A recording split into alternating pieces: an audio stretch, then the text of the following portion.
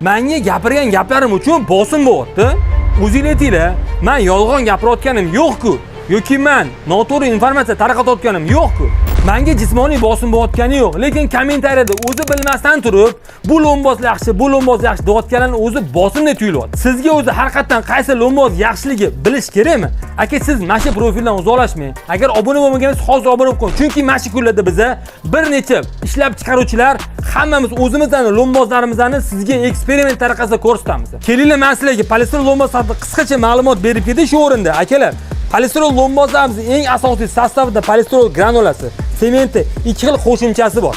Eng asosiysi qop ko'rinishda bo'ladi, bunga faqat suv qo'shasiz, qolgani tayyor bo'ladi. Tayyorlash juda ham oson bo'lgan. Bitta qopni 2,5-3 metr kvadratga 4,5 sm yetadigan 1 kvadrat atiga 31,5 ming so'm, kilosiga 20 kilo bo'lgan bu lo'mbozlarimiz bugungi kunda umuman issiq sovut xizmatligini biz bir necha bor isbotlab berdik.